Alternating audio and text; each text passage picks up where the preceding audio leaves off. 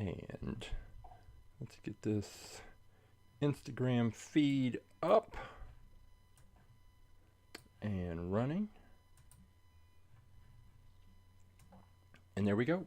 I am Coach James. I'm the creator of and lead instructor for All About Aerodynamics, the science program that uses Hot Wheels cars to teach kindergarten through 6th grade students about a range of science and physics related topics, including, but not limited to, friction, force, aerodynamics, drag, lift, Isaac Newton and his 3 laws of motion, kinetic energy, potential energy, elastic force. After we have learned all the science and conducted experiments to drive home those concepts, then and only then do I bring in about 400 different Hot Wheels cars, and each student has the opportunity to select a Hot Wheels car they think would be fastest in a series of races based on everything they've learned in the class.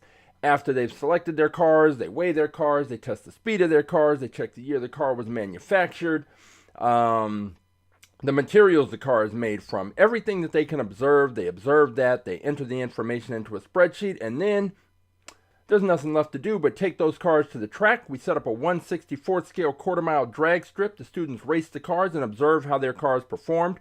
Did their cars perform up to or below their expectations? And if they had the opportunity, would they select those same cars again, or would they make a different choice based on everything that they have learned and observed? In the end, we have fun with Hot Wheels cars, and we learn science. What could be better? If you would like more information about our science program, All About Aerodynamics, all you have to do is go to our website, aerodynamics.com, and all of the information you need is there in detail. Or you can follow us on Instagram, AtTheTrack.live, and you can find all the information you need in the bio. And we can discuss how to bring our program to your school or your organization or your special event. But this is not all about aerodynamics. It's all about Aerodynamics presents Wind Tunnel Wednesday. On Wind Tunnel Wednesday, we take the Funtech Labs Windsible, a 1/64th scale wind tunnel, and we take Hot Wheels cars, Matchbox cars, and occasionally some cars that are neither one of those. Put those into the wind tunnel, turn it on, see how the air flows over, under, and around those cars, and then we get an idea about how much drag will impact those cars when they are racing. When do they race? Well, they race every Saturday at the Track Live. If you're on the widescreen view, you can see the information here at the Track Live every Saturday morning at 11 a.m. on YouTube and Twitch. We are reviewing and racing Hot Wheels cars, and we are now up to 1,006 cars in our fleet, and we will be introducing more cars. But wait, there's more. You have the opportunity to participate. All you have to do is go to AtTheTrack.live. The address is down there, AtTheTrack.live, and you're going to have 3 options: the YouTube stream link, the Twitch stream link, but the third link is the most important one. That is the one that says choose your car. If you select that option, you will be taken to this page. And on this page, you will see all of the cars that are currently in the All About Aerodynamics at the Track Live fleet listed, numbered, organized, cataloged, ready to race. And all you have to do, scroll through, find the car that you think would be faster than the cars that I introduced or that other people have picked, and just like that, I will pull the car and you'll be entered into the tournament. And we have all kinds of cars. We have cars from the 70s, 80s, 90s, the 2000s. We have cars that were just released recently. We have trucks. We have character cars. We have cars that are designed like a Scorpion. We have this car, the Scorpedo. We have turbo roosters, skulls. There's a donut car. There is a birthday cake car. There is a sushi roll car. There are muscle cars. There are Batmobiles upon Batmobiles. We have gimmick cars like the Hotweiler right here. We have every conceivable type of car, Hot Wheels car that you can think of, we have. And if there's a specific car that you want to race, we might not have that specific car, but we're going to have something very, very close. So If you know the exact car you're looking for, you can just send me a DM and let me know, and I will pull that car, and just like that, you will be entered into the tournament. But that is on Saturday. Today, if you select a car, you just find the car that you want, and hey, roughshod, let's see, 96 and 193. So let's take a look at car number 96, because if you pick a car today, we are going to put that car into the wind tunnel. All right, so 96, the first car that Roughshod's considering is this one, the Trextroyer, which is one of a few dinosaur-themed cars that we have in the fleet. And let me just write this down, because I will be pulling that car in a little bit, the Trextroyer. And we'll take a look at this car in the wind tunnel and see what what we can observe, what that's going to tell us. Sometimes with the fantasy cars, it's a little harder to tell what we're going to get. And then car number 193. Let's see what the other one is. So one thing to do on Wind Tunnel Wednesday is to pick two cars, put those in the wind tunnel, and based on what you observe, then you can make the decision whether or not you're going to go with one car over the other for a specific reason, because drag is the most significant force that any of these cars is going to encounter on our track. And so if you can minimize the impact of drag, then your car has a better shot to do well on the track. And this is a nice car. I like this one a lot. This is the 76 Greenwood Corvette Red edition, which means I have another one in some other color also in the fleet. And early on, I didn't worry about having duplicates, but in the last year or so, I've tried to cut down on the number of duplicates unless there is a significant difference. And usually the significant difference if two cars are the same is going to be that the wheels are different. There's a different type of wheels.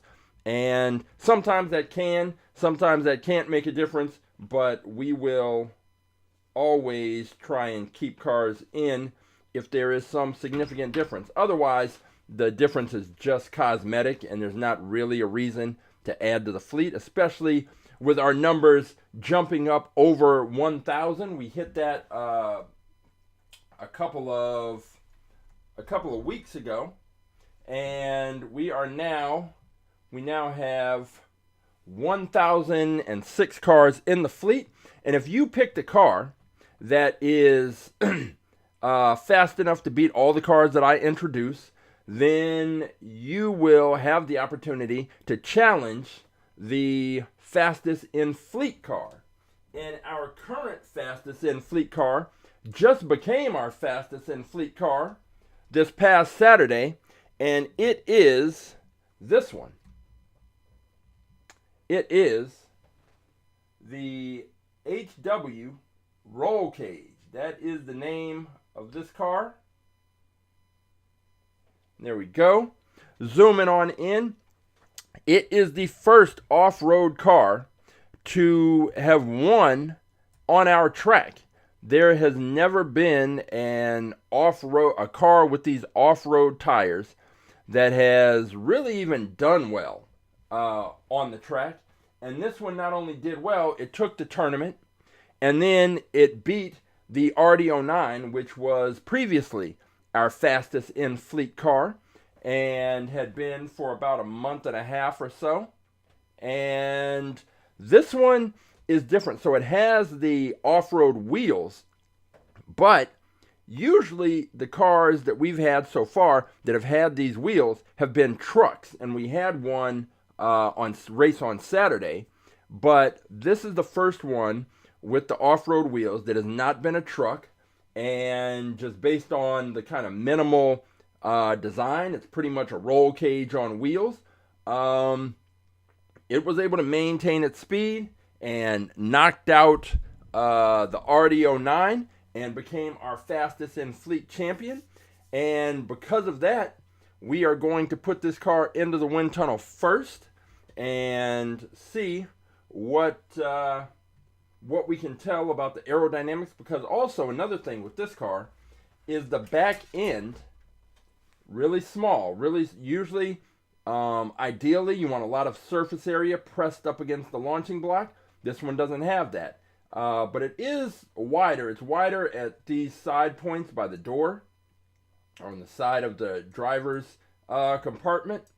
And so it's not a narrow car, and therefore this push that it's getting from this small point of contact, even if it pushes it off to one side or the other, it's not really going to have a chance to bounce around the track, just because it's wide enough that that really shouldn't happen, and it should straighten itself out pretty much immediately coming out of the launching block. So we will take a look at this car, and we are going to put this in the wind tunnel.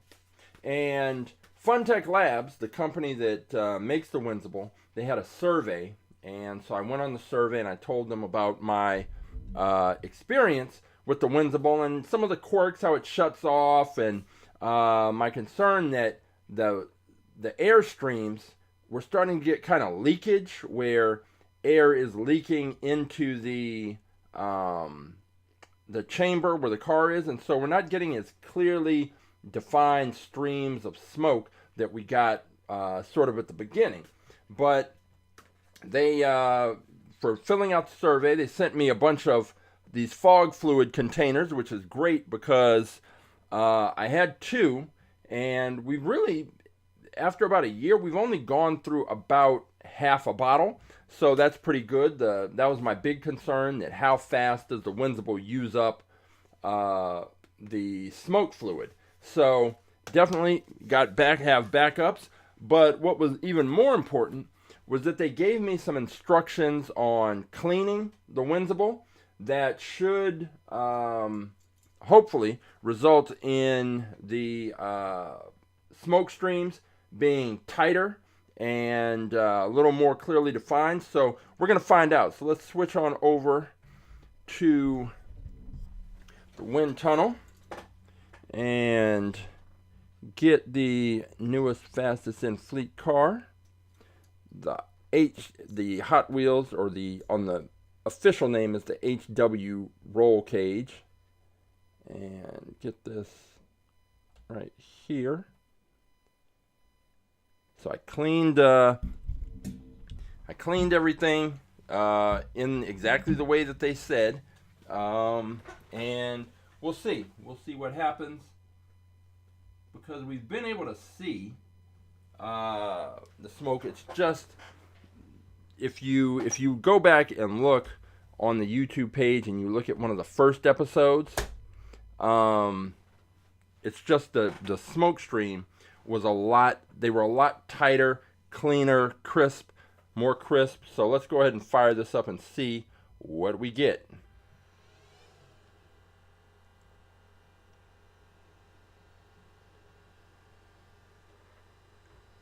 Now, see, we're still getting that leakage. Well, that always happens.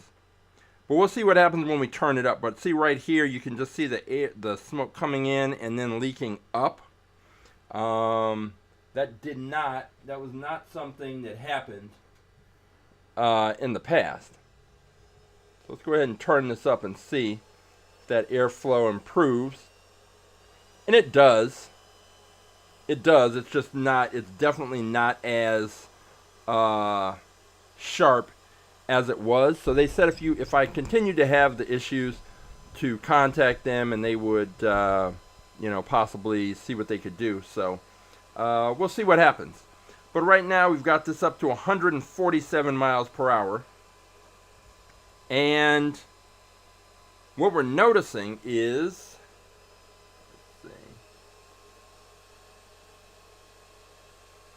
pushed it up to 161, and this airflow, it comes in and it's hitting right at the grill and then kind of coming up over the top, and there's no windshield, and you're seeing the air just kind of spill into this driver's compartment, but that's also open, so some of the air is kind of just passing right through. I'm looking at this fourth stream coming across here, and when it hits the top of the roll cage, it basically just passes right through. So there really isn't much interrupting the airflow on this car.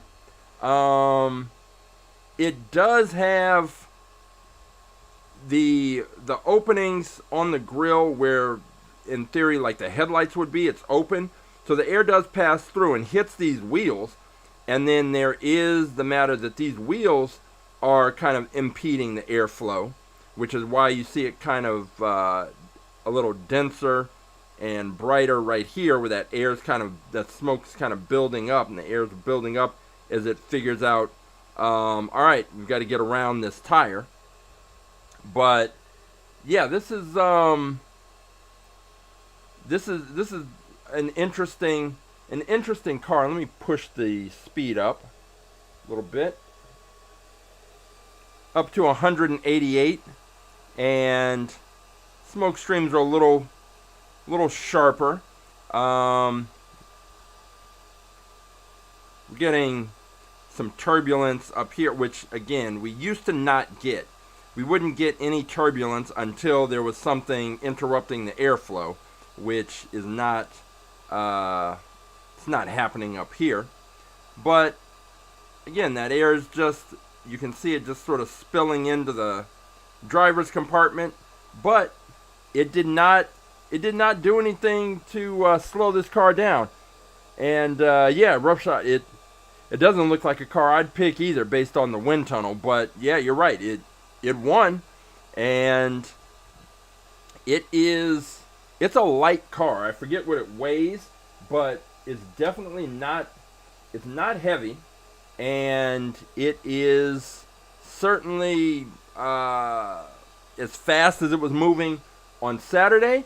It might be around for a while. It might be around for just a little while. Yeah, I don't see any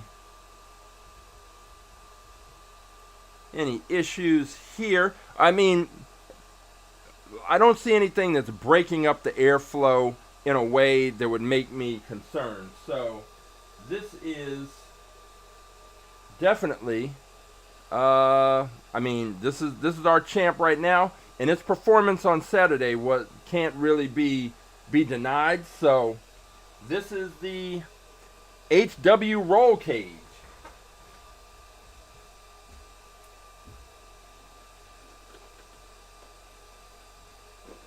And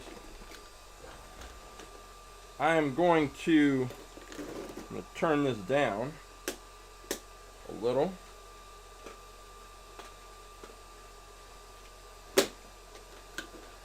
And take this on down.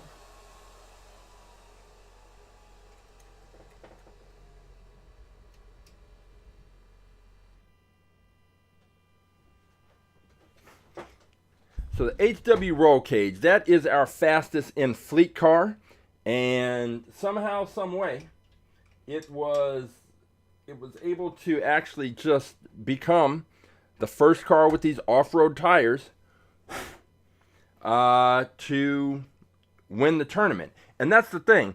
So I had kind of a bias about certain types of wheels. First, it was those little disc wheels, and then it was these off-road tires, these off-road wheels. But it turns out that it really does depend on the car, and aerodynamics are important. Weight comes into play. So this one, the HW roll cage, it weighs in at 28.7 grams. So it's light by comparison to certain cars, and it's got a good enough aerodynamic profile. I think more so it's that it doesn't have anything interrupting the airflow. Whereas We had this one, this Kowloon'd Hypervan, and we've had other buses and vans on the track in the past, and this one performed, along the lines of those, even though it has a lot more surface area. And we were talking about this on Saturday, about what we expect to see, and we definitely expect to see all that air building up here, but then also at the top, because this little area where the sign would be for the bus, the destination, it's going to also prevent the air from flowing over and under this thing. So we're going to put it in the wind tunnel, even though we know pretty much what to expect. Sometimes it's good to just put in these absolutely terrible these cars with the awful aerodynamic profiles, just to be reminded of how important that is. So this van, it did race on Saturday, and it did about as well as you would expect a van like this to do, which is not good at all. But still want to put it in the wind tunnel and just take a look at what happens when you've got a bad aerodynamic profile. What exactly happens? Hang on, let me get this straightened out. The back wheel. There we go. All right, let's lock this down. And as tall as this thing is, I really didn't need, I'm going to take the wheel stands out because this is tall enough that it doesn't need to be raised up into that area. Take the wheel stands out, lock this thing down, move it forward a little bit. And that is why we have the wheel stands, because these things start to roll on us, don't stay put. All right, here we go. All right, the Kowloon'd Hypervan. Let's fire this thing up. All right, so this is 67 miles per hour, and you can just see right there in the front. And this is exactly what we expected to see. With this bright, kind of whiter area here, that smoke is just hitting the front and has to figure out, all right, where are we going? We got to go over, under, and around this thing. So let me turn up the speed. And it's still the same problem, is that you have all of this air hitting that big square frontal area, and then the air's got to go over, under, and around, and you can see it kind of pushing the air around the side, right there. You can see the air having to flow over the top, and all of that does is it works against the car's forward momentum. It's just going to slow the car down.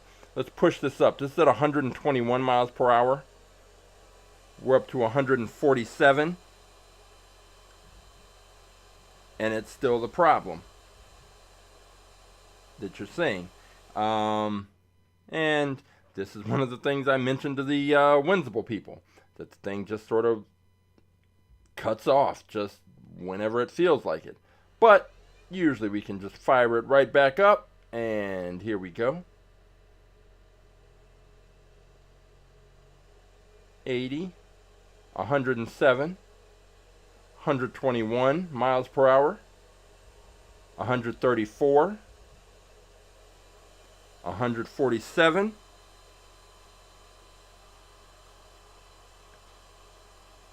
and there's not a lot. This is exactly what we should expect with a bus, is that air is going to pile up in the front, and that is going to slow the thing down, which is why we don't have buses as champions, and we don't see buses in the finals, and we don't see buses being picked because of this exact problem here. So pushing this up to 174 miles per hour, and this is the Kowloon'd Hypervan. Now, that is one that we can look at and kind of know what to expect. This next car is absolutely kind of the opposite. We're going to look at it, but I have no idea what to expect when it hits the track or anything. It is the, let me check the name. This one. It is the Turtoshell. And it is this turtle, and it has been turned into a car. If you remember, there was an old Bugs Bunny cartoon where he was always racing this turtle, and the turtle would keep coming up with all these different gimmicks to beat him. And on one, there was an engine inside the turtle shell, and I have a feeling that that might have been what the inspiration was for this one. So you've got this turtle, and they've turned it into a car, and it's got a very specific, unique kind of look and design. But the thing that made me want to put this one on the track and bring it in is that on the bottom here, it has the little best for track symbol, this one right there in the back. So we still haven't been able to figure out what that means, but for Mattel to put that on there, it must mean something. I don't know what. Maybe it is just a marketing trick, a little thing that they do, but it must mean something. So I was like, you know what? Let's put this turtle car. So this Saturday, this turtle car, and I had it loose, which is why it's open. Usually we crack those open on Saturday. But we're going to take this turtle car, and I'm going to see, first of all, make sure that it fits into the launcher. It does. All right, so now that we've got that turtle car, let's go ahead and put it, make sure there's no gimmicks. It's not gonna, we've had these gimmick cars the last several weeks. Oh, you can't see the turtle head because it's green. But we've had these cars that have little tabs on the bottom of the wheels that make something happen with the little character. So I wouldn't have been surprised if there was a tab that made the turtle's head move around or something. But let's go ahead and get this in the wind tunnel. This one will definitely need the blocks. And let's take a look at this one. The what did I say? The Turtoshell. And we'll get this one here. Get this one there. Get it lined up. And see if it would be, I mean, obviously it would be kind of ironic if a car based around a turtle ended up being a sleeper car and being really fast.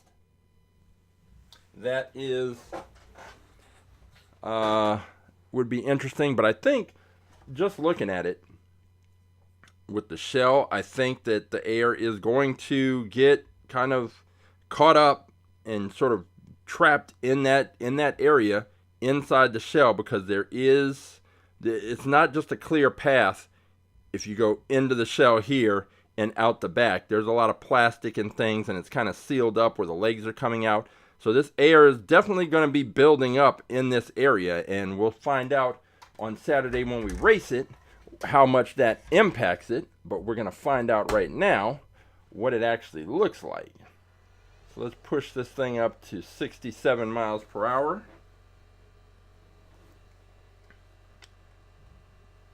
And yeah, I'm going to have to take a picture of this and send it to the Funtech Labs people just to show them what's actually happening.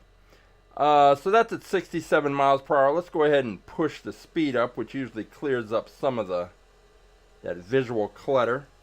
We're up to 107 miles per hour. And what we can see right there is the air coming, like once it hits the turtle's head, it has to go around one way or the other. Some of the air is coming up over the turtle's head, and then it hits this area of the shell that we were talking about. But the air that's flowing above is going over the top of the shell pretty smoothly. We're not seeing the air kind of break away from flowing along the body lines of the car, but there are just so many unique lines. So the reason why right in this area seems kind of hazy, because that air that's coming off of the head is going up and then traveling along up over the sides of the shell, sort of the upper sides. Gonna go ahead and push the speed up to 134 miles per hour, and this is just kind of really showing us more of what we were seeing, going up to 147 miles per hour. Go ahead and take a little look here. You can kind of see where that air is hitting just below the eye there, and then coming up around the sides.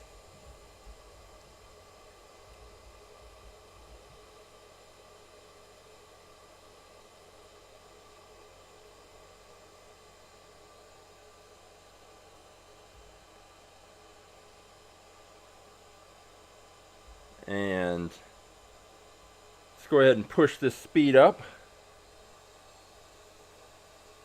161.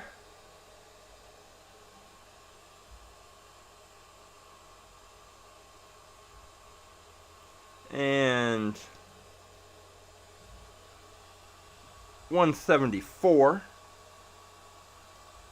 And again, we're seeing that air come up over the top of the turtle's head and then kind of get trapped in this area. So when this car is racing, so it has the best for speed or best for track little symbol. So let's say that means something. Let's say that means that somehow, some way, maybe they did something with the axles or the wheels. Somehow this car is faster, or in a group of cars considered by Mattel and Hot Wheels to be fast. Well, we have the HW roll cage, which we already know is fast. And if you get two fast cars, then you have to start looking at the smaller things that could make a difference in the race. And I always kind of start with drag and which car has the better aerodynamic profile, which car is going to allow that air to flow over, under, and around with less disruption to that airflow. Because as soon as that airflow gets disrupted, then you're creating a situation where there's different areas of pressure, and and that's going to end up working against the forward momentum of the car. You want that air to stay attached to the body of the car for as long as possible in order to minimize the impact of drag. Because the faster objects move through the air, the more drag has an impact on that object, and the speed it's going to move. And here we go with the winds just kind of taking a break, turning off. So I may, perhaps, if I talk to the Windsible people, maybe they'll say, hey, you know what, you were an early supporter, you were an early backer, we're going to send you a replacement or something. Because I don't know, I don't know anyone else who has one, so I don't really have anything to compare it to. And most of the stuff you see online is either people just testing it out early, which I put out a video when I tested it out early, or it's people who have are being sponsored somehow by Funtech Labs, so they kind of, you can only take those reviews so far. But let's see. We are now, as I wind this down, so this turtle car is going to race on Saturday. That's a guarantee. another car that raced. This is going to be this is the yellow version, but the blue one is what raced on Saturday, is this one. This is the Hot Wheels NHRA Mustang funny car. And the reason why this car was racing, hang on.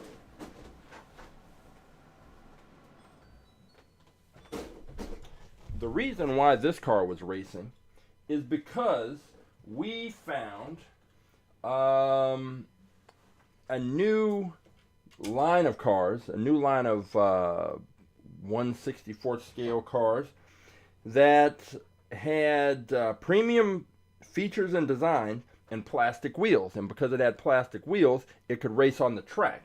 So one of the cars in that group of new cars was an NHRA funny car.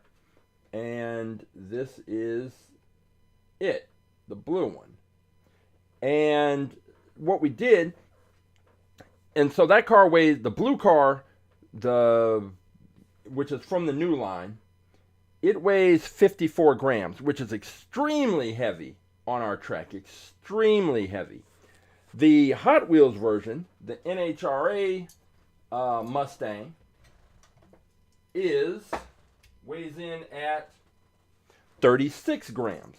So nearly 20 grams heavier is the new version. But this new version is fast.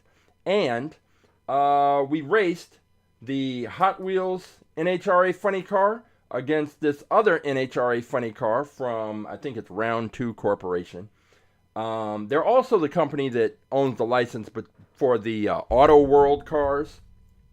So if you've seen those are premium cars, but those usually have rubber wheels, so I don't buy them and we don't race them. These have plastic wheels.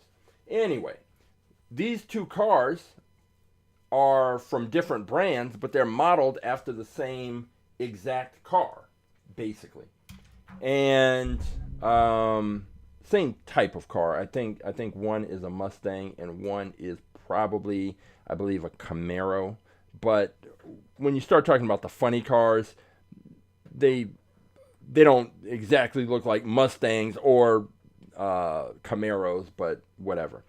But what you can see is that the different approaches. So the Hot Wheels version, it is lighter and it is very similar, except it's much more narrow. It's a lot more narrow than the other cars, which you'll see when they come around. And also this back area. They both have the fins, 1, 2, 3, 4, 1, 2, 3, 4. But on the Hot Wheels version, there is this kind of scoop thing that is connecting all of the fins. They are not sort of independent. Whereas on this version, it's open there, right there. And I think that the blue one, is more closely aligned to what the real funny cars are. The design is more accurate, I'd say.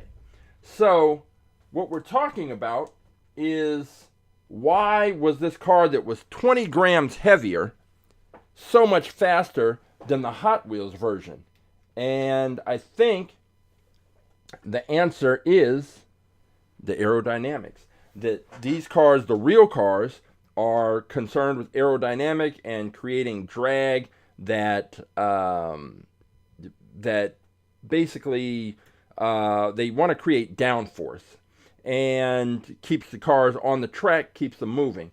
But I think that the blue car is more closely designed to the actual aerodynamics of the real car, just scaled down. Whereas the Hot Wheels car, they kind of made it and just kind of, trying to make it cool like Hot Wheels do.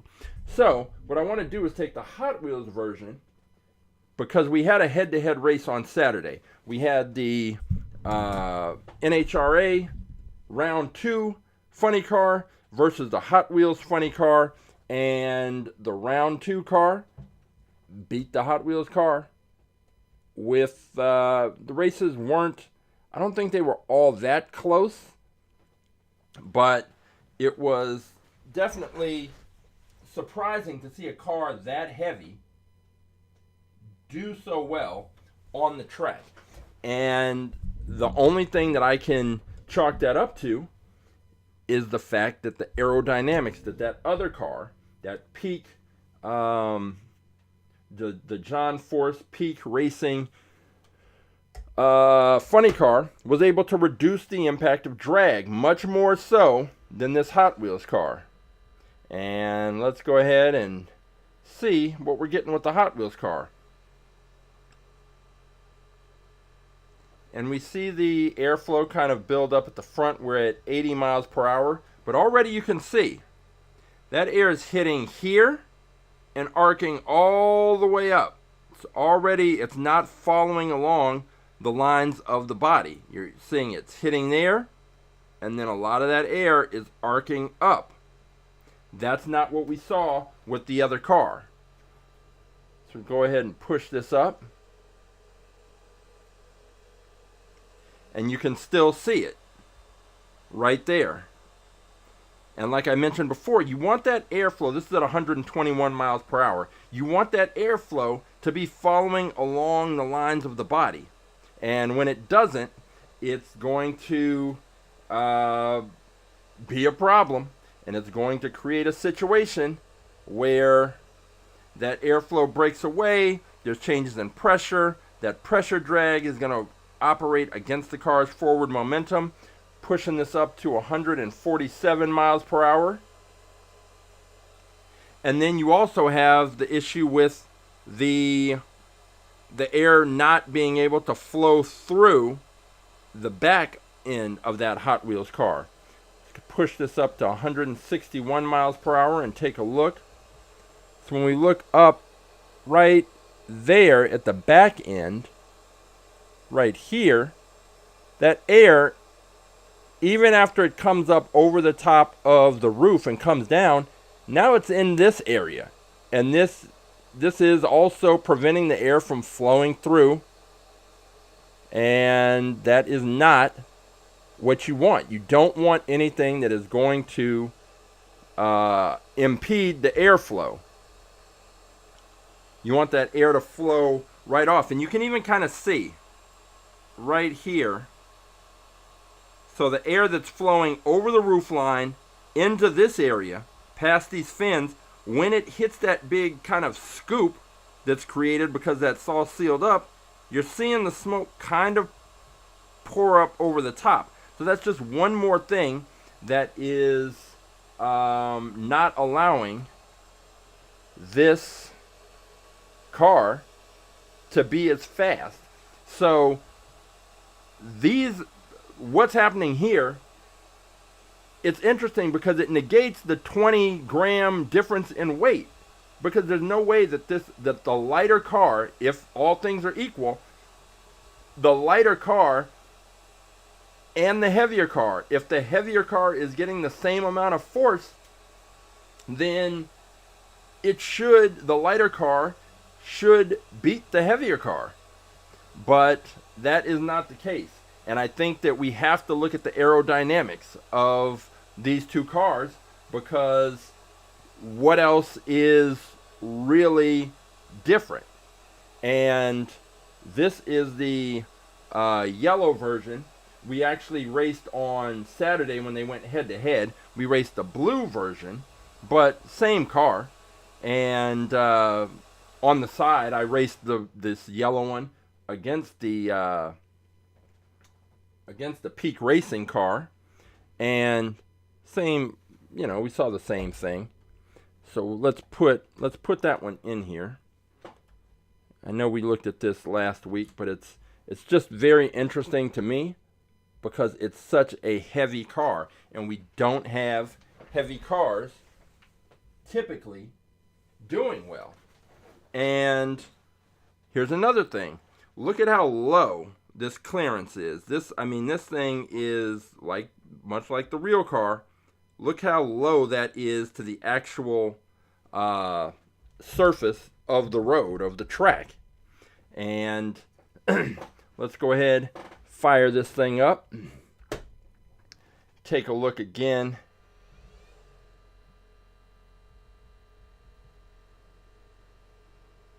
So this is at 67 miles per hour. And see what we don't see immediately. We don't see that air arcing all the way up to the top. It's coming in and flowing right along the lines of the body. So let's go ahead and push this up.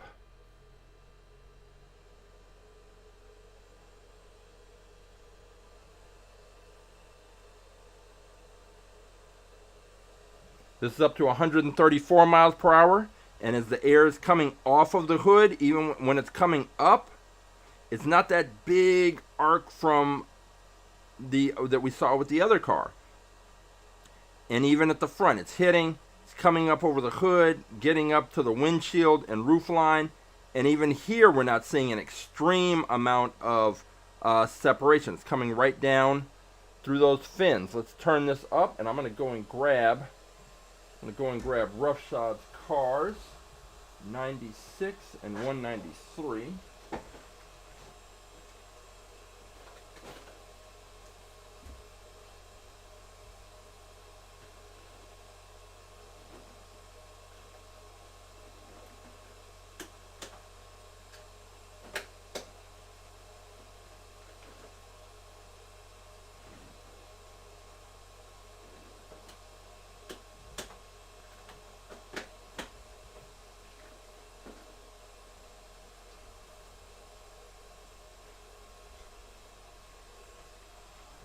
So this is really the most interesting car, I would say, of 2025. Came in at the very end of the year, and I mean, it blew me away. There was no way that I expected a car this heavy to be as fast as it was and perform as well as it did on the track, but here we are. And it beat out the Hot Wheels car that was the same, very similar in design. And my point with this car and this car is that they are the same, they're similar designs, but different approaches. And with one car being so heavier, think of it if you had a bowling ball and you had a pool ball. So if you had, they're both round, but one's smaller, one's larger. The bowling ball is going to be heavier than the pool ball. And if you gave them the exact same amount of force, then the pool ball should go faster and it should go farther. If they're getting the exact same amount of force, and that's the whole, Isaac Newton comes into play, because if you want an object to go farther and faster and it's heavier, you have to give it more force. So when these cars come out of the launcher, they're getting the exact same amount of force. So the car that's lighter should move faster and go farther down the track, but that is not what we see on the track time after time. It is this heavier car is beating out the lighter car that's getting the same amount of force. And it's not just a little bit lighter, it's a lot lighter. It's 20 grams lighter. That's a huge difference. But what we see, this heavier car is beating out this car. Why? And even when we switch it out with this car, I mean, the same. They're the same. These are just two different colors of the same car. Why is it beating those cars out? Well, the only thing that we can come down to is the aerodynamics and the aerodynamic profile. This car more closely models the real world NHRA funny cars in design, and most notably we see at the back end, it's open right here, whereas this one closed off. And this one just goes to show how much aerodynamics matter, how much minimizing the impact of drag matters on a track like ours. It's just a straight drag track, and that is what we have. So all right, let's take a look at, oh, by the way, I'm gonna race it against, because Hot Wheels also made this car, the Supercharged, which I believe we already have one of these in the fleet, but I'm gonna find it and run it against the John Force car, and we're gonna see what happens. But take a look at the car that Roughshod is gonna consider, and this is that 76 Greenwood Corvette. This is a very nice looking car. I think this should have a pretty good aerodynamic profile. I don't remember. I know we have lots of Corvettes, so let's put this in the wind tunnel and see what we see. We have lots of Corvettes. I don't remember if this particular one has raced, but let's see what we've got. This is a nice looking car. Really nice. All right, got that there. We've got our Greenwood Corvette. Let's lock it down, fire up the wind tunnel. Let's hit our 67 miles per hour, our cruising speed.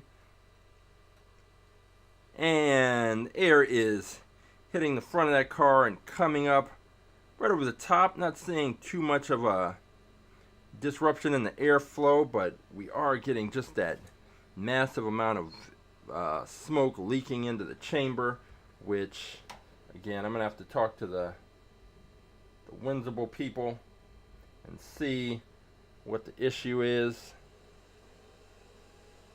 And pushing this up, and now, first thing I notice is what we saw with the Hot Wheels Mustang funny car. That air is hitting the front and then arcing all the way up. It's not just following along the lines of the hood. It's hitting there. You can see it's building up where it's very bright, and then it's just kind of arcing up over the top. Let's go ahead and push the speed up to 147 miles per hour.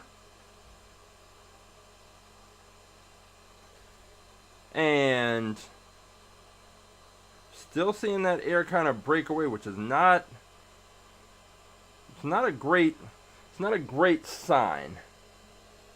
Let's go ahead and push this up to 161 miles per hour. See what we see.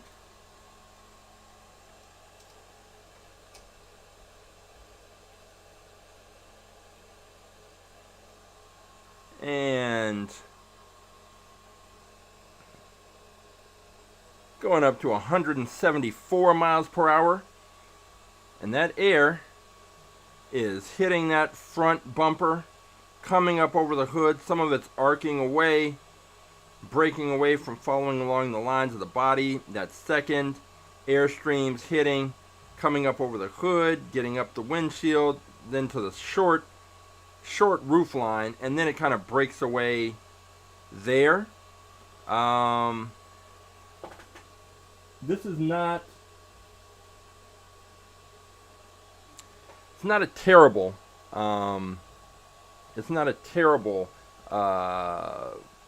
aerodynamic profile, but it is not it's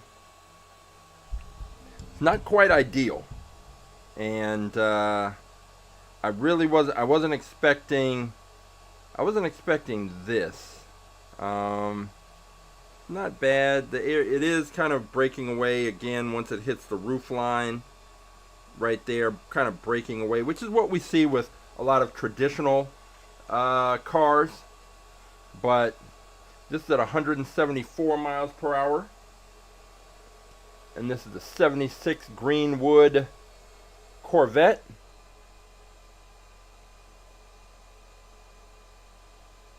So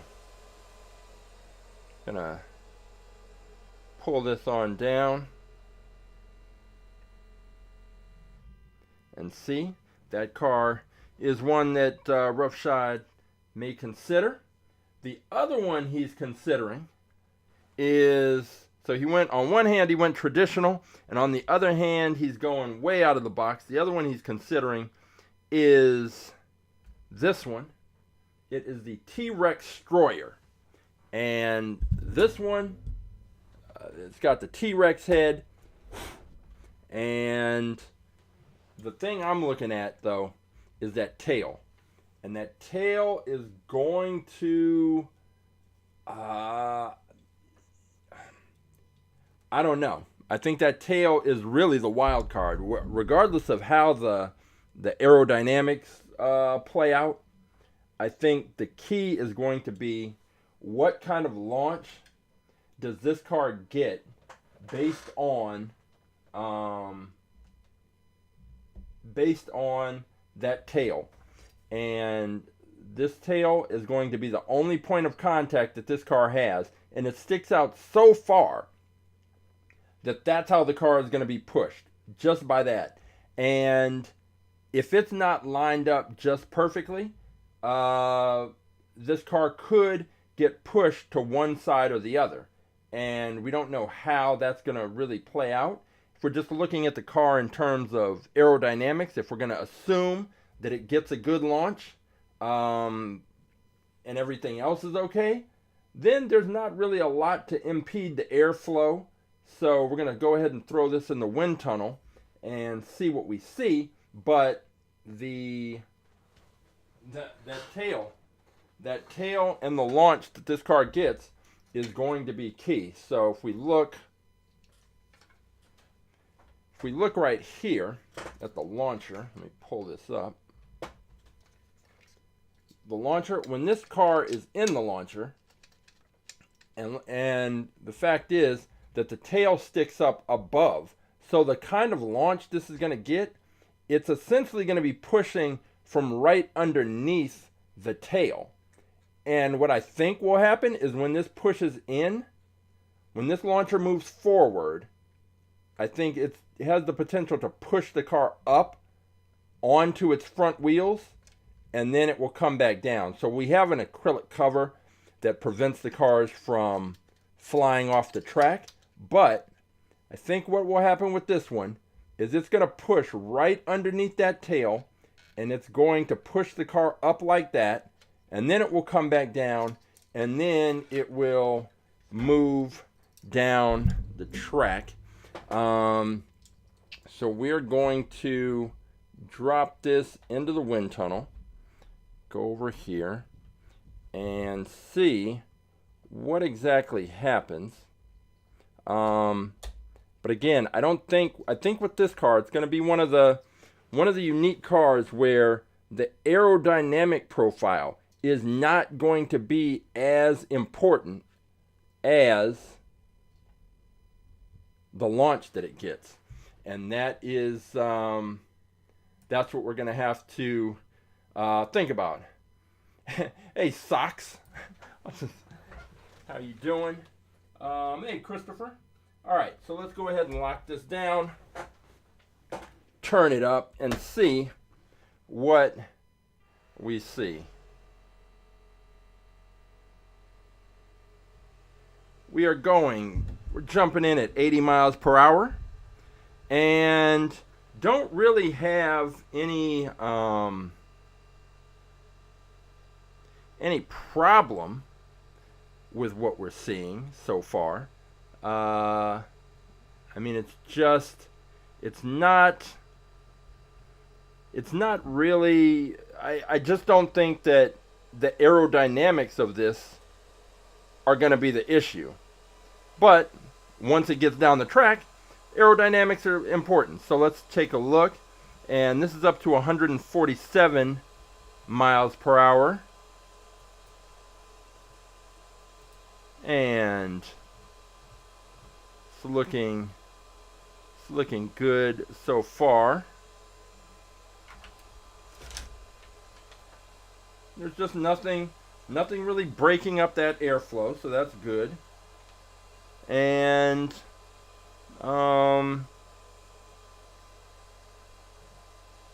let's see. If we turn this up to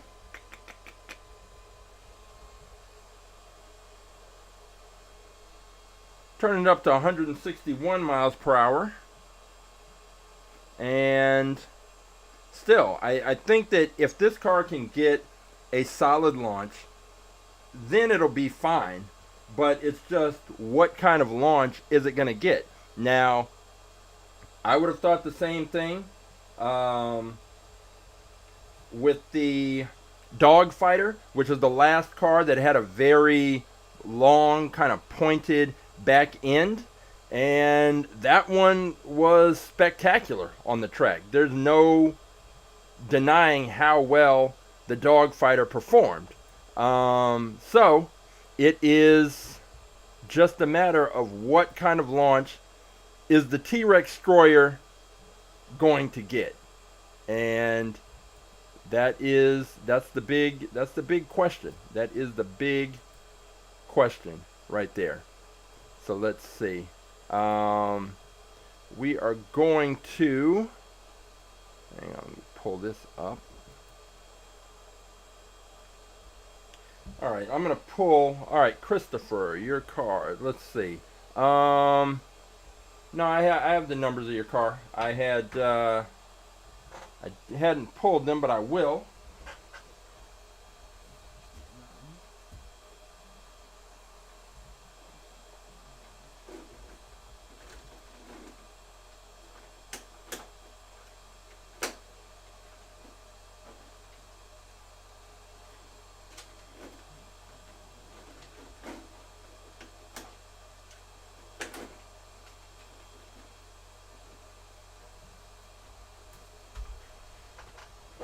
All right, let's go ahead and wind this one down. Okay, Rough Shot is going with he's going with this one. He's going with the Trextroyer. You know, no risk, no reward. And so he's going to go with that. Christopher is considering two of these Aston Martins. So I'm going to go ahead and just throw this in there because we're kind of running a little short on time. But I'm going to throw it in there. The Aston Martin Vulcan is this one.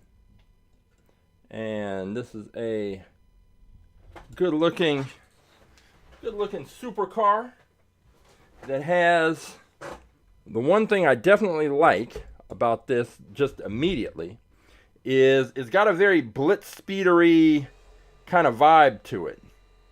Meaning that transition between the hood and the windshield and the roof is very smooth, and it's usually a good sign. And hey, Socks, I'm glad you got the notification and glad you could stop on by. And this one is, let's go ahead and turn this up because what I'm seeing, this is at 134 miles per hour. And just like with that NHRA funny car, just like with the Greenwood Corvette, look at this. We're seeing that air hit the front and arc up over the top, which suggests that the air is not staying attached to the body of the car, that it's coming free, and that is going to increase the amount of drag. Interestingly enough, because I thought this car was had a pretty solid design, which it does, but I think there's probably a little more frontal area than you kind of think at the first glance. And we are now pushing this up to 174, and we can definitely see that air breaking away right there. That's clear. And then on the back end, even after it comes up here, it's not exactly following the roofline. You can kind of see it breaking away here. So it's very interesting because unlike the Blitz Speeder, with the Blitz Speeder and the Gazella R and the Slide Kick, we would see that air flow along the body of the car and stay attached, we wouldn't see, like, these smoke streams would be kind of more clearly defined. And we wouldn't see this blurring, because when you see all this blurring, it means that air from the lower stream is now coming up and interfering with the stream above. And that is interesting. So this is up to 188 miles per hour. And even if you think back to the to that Mustang funny car, we saw this, the air hitting the front, arcing over the top. That Greenwood Corvette, air hitting the front, arcing over the top. The cars that are winning, we don't see that with. So that John Force NHRA funny car, we did not see that air arcing. It was flowing right over and along the body of the car. So that is the Aston Martin Vulcan. And the other that Christopher is considering is this one, this Aston Martin Valhalla. And so we'll see if there's a significant difference in the aerodynamic profile and whether or not that impacts his decision making. Yeah, I mentioned earlier that I followed all the instructions that the Funtech Labs people gave me for adjusting and cleaning the Windsible, and not really noticing a difference. So what I'm going to do is take a picture, because this is what I was trying to explain to them, this part, that the air is just leaking into the chamber, where when we first started running this, that didn't happen. Okay, let's push this up to 107 miles per hour. And with this one, this is a little interesting too, because so we don't necessarily have the big arc of air just detaching from the body. We do have the air hitting the hood, windshield, and then coming up to the roof line, and then kind of breaking away right in this area, which is typically what we see from most cars. Let's push this up to 161 miles per hour. And actually, I take that back. We do see the air kind of breaking away right here. Coming up right there. But it's still, once it hits here, it's still kind of breaking off a bit. And that is probably not going to be helpful. I mean, it's not terrible. It's not the Kowloon'd Hypervan, so it's not terrible by any means, but it's just a question of whether or not that is going, how much impact is that going to have. And it might not matter so much until you get to races against really fast cars. And then any little advantage that one car can have over the other that can reduce the impact of drag is going to make a difference. So this is what we've got. Christopher's got a little choice to make. Yeah, this Valhalla, it does have the sides that are these little indentations, which I'm sure on the real car are designed to direct the airflow. But in this version, that's not how they are set up. So there is the Aston Martin Valhalla concept. There is the Aston Martin Vulcan. Roughshod has already made his selection known. He is going with the Trextroyer. So we're going to have a pretty interesting lineup already as it goes with the Trextroyer. And Christopher says he's going with the Valhalla concept car. We already know that one of the cars we're going to have racing is that turtle car, that Turtoshell car, this one. And we're going to find out, it's got the little best for track designation. Does that mean anything? What does it mean? How will it impact the car's performance? I have no idea at this point, but we are going to find out on Saturday. And all you have to do is join us at 11 a.m. Pacific on YouTube and Twitch. We will be here. We will be racing cars. We will be reviewing cars. I'm not sure exactly what other cars are going to be in the mix. I have to go into storage and pull those. But we have always, especially the last few weeks, we've had some really good races. We have a brand new fastest in fleet car. We're going to see if that holds up. It was the first car to do well with the off-road wheels, and it is light. It just feels, it's funny because when you hold it, it feels very loose. Like everything just feels like the wheels feel, like the suspension is loose. It's very light. It's just kind of a fun, interesting car. And it's a car that I never would have expected to be our fastest in fleet car, but there it is. The Hot Wheels roll cage is our fastest in fleet car, and that's the car that everybody's going to have to try and take out. So that is going to be on Saturday. If you want to watch any other old episodes of At The Track Live to see the races, or Wind Tunnel Wednesday to see how the cars looked in the wind tunnel, then all of those previous old episodes are on the YouTube page under the Live tab.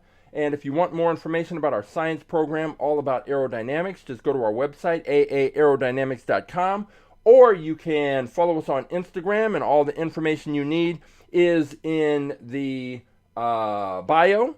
And yeah, I can't do anything about the website about that. That's kind of on the back end. But we did add a new page, so we got up to 1,000 cars. And which is a lot for a page, which is probably one of the issues. But we added a second page. So now if you scroll all the way to the bottom, there's a little link that says page 2. You can go to page 2, and that's where the cars will be listed, starting with car number 1001. So that's where you can check out the cars. There's a lot of cars to look through. Find the car you want, take the number, drop it in the chat. I will pull the car, we'll put it in the race, put it in the tournament, take it to the track, and see if your car can take out all the other cars and challenge the Hot Wheels roll cage. So that is it for Wind Tunnel Wednesday, for At The Track Live, and for All About Aerodynamics. I am Coach James, and until next time, I will see you at the races.